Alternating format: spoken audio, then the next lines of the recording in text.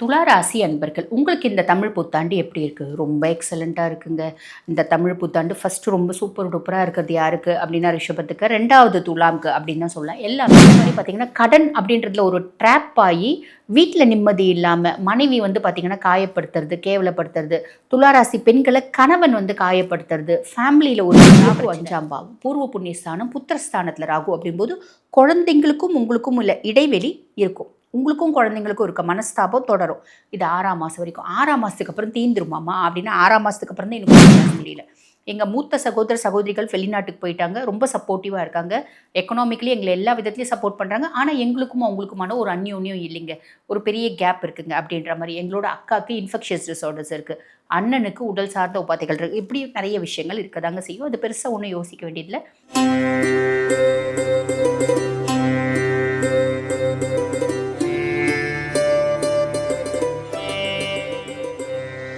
ஜோதிட யுகம் நேயர்களுக்கு வணக்கம். நான் டாக்டர் தீபா லாலன். இன்றைக்கி நம்ம என்ன டாபிக் பற்றி டிஸ்கஸ் பண்ண போகிறோம் அப்படின்னா, தமிழ் புத்தாண்டு ராசி பலன்கள் தாங்க பார்க்க போகிறோம். என்னம்மா இங்கிலீஷ் புத்தாண்டு ராசி பலன்கள், தமிழ் புத்தாண்டு ராசி பலன்கள், மகர சங்கராந்தி ராசி பலன்கள் எதம்மா நாங்கள் எடுத்துக்கிறது அப்படின்னா, சமீப காலமாக தான் வந்து பார்த்திங்கன்னா இந்த ஜார்ஜியன் கேலண்டரை ஃபாலோ பண்ணுறாங்க. நம்ம 2025, 26, 27 இப்படியெல்லாம் பலன்கள் பார்க்குறோம். ஆனால் ரொம்ப தொன்று தொட்டு நம் முன்னோர்கள் கடைப்பிடித்தது என்ன அப்படின்னா, மகர சங்கராந்தி அன்னைக்கு சூரியன் மகர ராசியில் பிரவேசிக்கும் போது வந்து பார்த்திங்கன்னா அன்றைய தினம் மகர சங்கராந்தி அப்படி நம்ம வழிபாடு பண்ணுறோம் பார்த்தீங்களா. அன்றைய தினம் ஒரு புருஷன் எழுந்தருள்வா. அந்த புருஷனை வச்சு பலன்கள், மகர சங்கராந்தி புருஷனை வச்சு பலன்கள் அப்படின்றது கடைப்பிடித்தாங்க. அதே மாதிரி பார்த்திங்கன்னா தமிழ் புத்தாண்டு, அந்த தமிழ் புத்தாண்டை பொறுத்து பலன்கள் அப்படின்றத கடைப்பிடித்தாங்க. ஆக இந்த தமிழ் புத்தாண்டு பலன்கள் நம்ம வந்து தமிழ் புத்தாண்டு என்ன வந்து 2025, 26 நியூ இயர் 12 மணிக்கு நம்ம பட்டாசு வெடித்து கொண்டாடினாலும் தமிழ் புத்தாண்டப்ப சித்திரை கனி காணுதல் அப்படின்ற மாதிரி நம்ம பழக்கம் இருக்குதானே. அந்த மாதிரி தமிழ் புத்தாண்டை பொறுத்து நம்ம பலன்கள் இந்த வருஷம் முழுசும் எப்படி இருக்கோ அப்படின்னு நம்ம பஞ்சாங்கங்கள் கணிச்சிருக்காங்க. அந்த விதத்தில் இந்த வருடத்தை என்ன சொல்கிறாங்க அப்படின்னா பராபவ வருடம் அப்படிங்கிறாங்க. அந்த பராபவ வருடத்தில் என்னென்ன மாதிரி நல்லது நடக்கும், என்னென்ன விஷயங்கள் முதல்ல நடக்கும் அப்படின்னா, மழை அதிகம் உண்டு. அதே மாதிரி பார்த்திங்கன்னா பசுப்பால் நாசம், பசுக்களுக்கு நோய் வரும். பசு வந்து பார்த்திங்கன்னா நோய்கள்னால பசுக்கள் கஷ்டப்படுவாங்க அப்படின்றாங்க. அதே மாதிரி பார்த்திங்கன்னா இன்ஃபெக்ஷியஸ் டிசார்டர்ஸ், கிருமி தாக்குதல், குப்பையிலேருந்து நிறைய கிருமிகள் வரும். அந்த கிருமிகள்னால உடலுக்கு ஆரோக்கிய குறைபாடுகள் அப்படின்றது வரும். இந்த மாடர்ன் சிஸ்டம் மெடிசன்ஸ் வந்து பார்த்திங்கன்னா ரொம்ப அவங்களோட வளர்ச்சி, அந்த சிஸ்டமோட வளர்ச்சி கம்மியாகி ஆயுஷ், இந்த ஆயுர்வேதா, சித்தா, யுனானி, ஹோமியோபதி இந்த மெடிசன்ஸ்னுடைய ஒரு வளர்ச்சி அதிகமாகும். நான் தான் ஈசன், நான் தான் அம்பிகை அப்படின்னு சொல்லிட்டு நிறைய பேர் போஸ்ட் கொடுத்துன்னு தெரியுறாங்க பார்த்தீங்களா. சாமியாருங்க, அம்பிகையினோட சொரூபம் நான் சொன்னால் கூட பரவாயில்ல, நான் தான் அம்பிகை அப்படின்னே சொல்கிறாங்க பார்த்தீங்களா. அவங்களுக்குலாம் பெரிய ஆபத்து இருக்குது. நிறைய பேர் ரோட்டில் வந்து சந்தி சிரிக்க போகிறாங்க அப்படின்னு அர்த்தம். அதே மாதிரி போர், யுத்தங்கள் தொடரும் எப்படின்றதும் இருக்குது. அப்போ இதுலேருந்து தப்பிக்கிறதுக்கு என்ன வழி அப்படின்னா, ஒவ்வொரு ராசியும் இந்த மாதிரி பல விஷயங்கள்லேருந்து தப்பிக்கிறதுக்கு பெண்களோட கை ஓங்கும். குழந்தைகளோட ஆரோக்கியத்தில் கொஞ்சம் கவனம் தேவை. வெளிநாட்டில் வந்து பார்த்திங்கன்னா இந்தியானோட மதிப்பு உயரும். இந்த மாதிரி நிறைய நல்ல விஷயங்களும் இருக்குது. சரி, மலை சார்ந்த பிரதேசங்களில் அதிர்ச்சி, நிலநடுக்கம் வரத்துக்கான வாய்ப்பு உண்டு. சரி, நிறைய நல்ல விஷயமும் இருக்குது, இந்த மாதிரி சின்ன சின்ன விஷயங்களும் இருக்குது. ஆக நம்ம ஒவ்வொரு ராசி மக்களும் இந்த பிரச்சனைகள்லேருந்து தப்பிக்கிறதுக்கு என்ன பண்ணணும் அப்படின்றதும் நாங்கள் வந்து பார்த்திங்கன்னா இந்த பதிவினோட இறுதியில் வழிபாடு அப்படின்ற பேரில் சொல்லியிருப்போம்.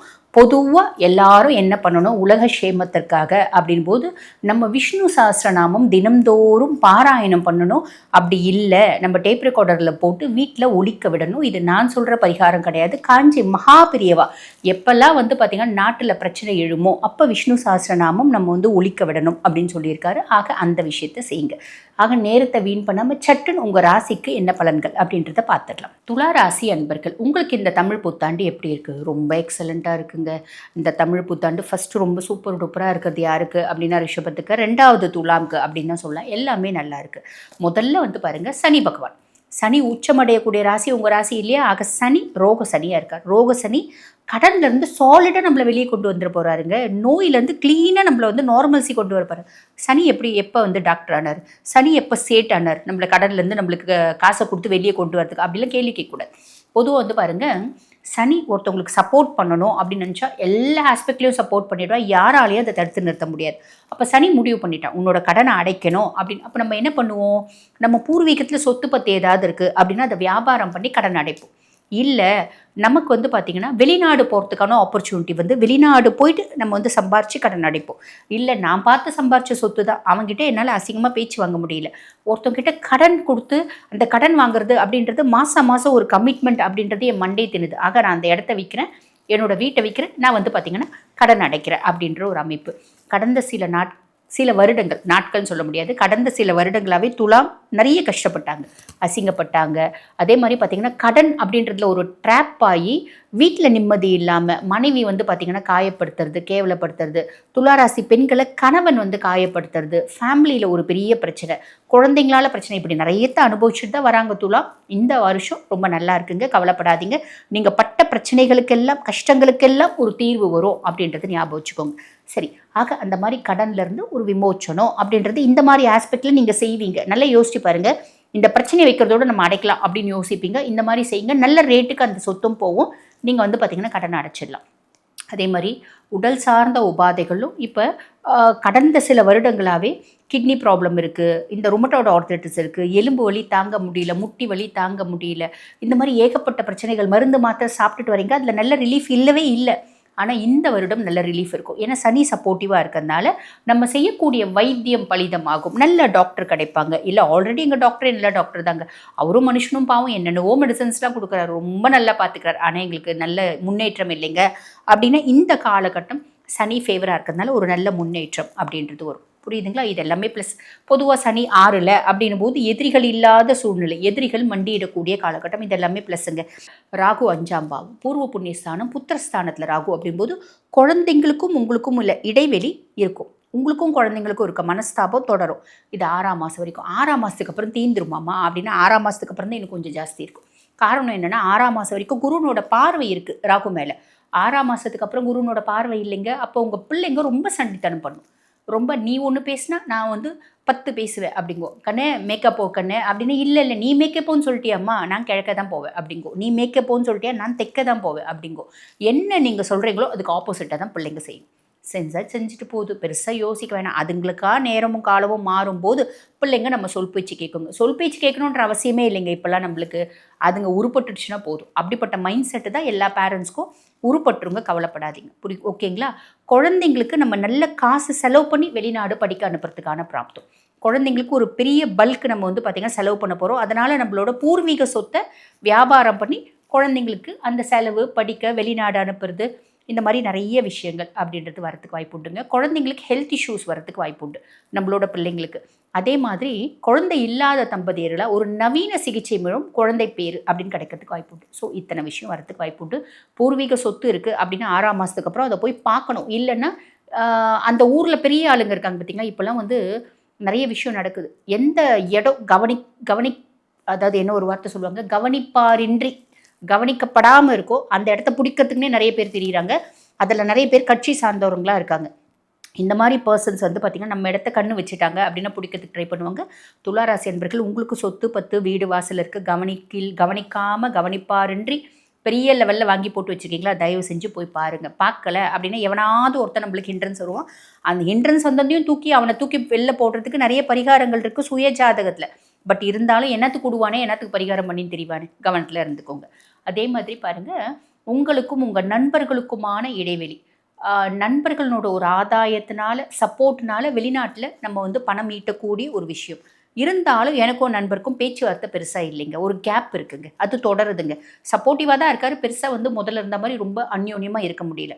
எங்கள் மூத்த சகோதரிகள் வெளிநாட்டுக்கு போயிட்டாங்க, ரொம்ப சப்போர்ட்டிவாக இருக்காங்க, எக்கனாமிக்கலி எங்களை எல்லா விதத்துலையும் சப்போர்ட் பண்ணுறாங்க. ஆனால் எங்களுக்கும் அவங்களுக்குமான ஒரு அந்யோன்யம் இல்லைங்க, ஒரு பெரிய கேப் இருக்குங்க அப்படின்ற மாதிரி. எங்களோட அக்காவுக்கு இன்ஃபெக்ஷியஸ் டிசார்டர்ஸ் இருக்குது, அண்ணனுக்கு உடல் சார்ந்த உபாதைகள் இருக்குது, இப்படி நிறைய விஷயங்கள் இருக்கதாங்க செய்யும். அது பெருசாக ஒன்றும் யோசிக்க வேண்டியதில்லை, அதில் இருக்க நல்லதை மட்டும் எடுத்துக்கலாம். அதே மாதிரி பாருங்கள், 6ஆம் மாதம் வரைக்கும் குரு பகவான் பாக்கிய குருவாக இருந்தார், ஏதோ ஒரு விதத்தில் நம்மளுக்கு சப்போர்ட் பண்ணிகிட்டே இருந்தார்.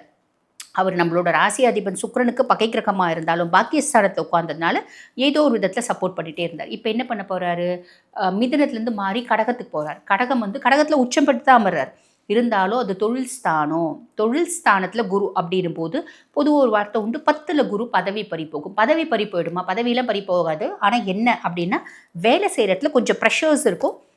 இது வந்து பார்த்திங்கன்னா 6ஆம் மாதத்துக்கு மேலே அந்த ப்ரெஷர்ஸை ரொம்ப சிம்பிள், ரொம்ப எஃபிகஸியாக நீங்கள் டீல் பண்ணுங்கள். நீங்கள் பாட்டு வேலையை வந்து சேர்த்து வச்சுக்காதீங்க, கண்டினியூஸாக வேலை செய்யுங்க, நடுவில் ரெஸ்ட் எடுத்துக்கோங்க. சுயதொழில் வச்சு நடத்துகிறீங்க அப்படின்னா ப்ரெஷர்ஸ் எப்படி வரும்? நம்ம நிறைய ஆர்டர்ஸ் எடுத்துருப்போம், நம்மளுக்கு மேன் பவர் இருக்காது. வேலை செய்கிறவங்க இன்றைக்கி வருவான் நாளைக்கு வரமாட்டான். இப்போ எல்லா இடத்துலையும் அப்படி தானே இருக்குது. அந்த மாதிரி மேன் பவர்னால் வேலை செய்கிற ஆளுங்களால் நம்ம மூளையை தின்னுவார் குரு பகவான். அப்போ ரொம்ப சிம்பிள், மேன் பவரை அதிகப்படுத்திக்கோங்க. 4 ஆள் வேணும் அப்படின்னும் போது 5 ஆள் 6 ஆளாக வச்சுக்கோங்க. 2 ஆள் எக்ஸ்ட்ரா இருந்தால் கூட பரவாயில்ல. டக்கு நம்ம வேலையை முடிச்சு கொடுத்துரும். ப்ரெஷர்ஸ் கிடையாது. புரியுதுங்களா? ஆன் தி ஹோல் எப்படிங்க இருக்குது? எக்ஸலண்ட்டாக இருக்குது. சின்ன விஷயத்தில் மட்டும் கவனமாக இருங்க. சரிம்மா, என்ன இருந்தாலும் நீங்கள் வழிபாடுன்னு சொல்லுவீங்களேம்மா, அந்த மாதிரி எங்களுக்கு என்னம்மா வழிபாடு அப்படின்னா மகாலட்சுமி தாயாரோட வழிபாடு. வெள்ளிக்கிழமை தோறும் காலையில் சுக்கிர ஓரரை பக்கத்தில் இருக்க பெருமாள் கோயிலுக்கு போங்க, பெருமாளை வழிபாடு பண்ணுங்கள். மகாலட்சுமி தாயாருக்கு ஒரு நெய் விளக்கு ஏற்றி வச்சுட்டு மகாலட்சுமி தாயாரை வந்து பார்த்திங்கன்னா 6 முறை சுற்றி வாங்க. நிறைய நல்லது நடக்கும். வாழ்த்துக்கள்.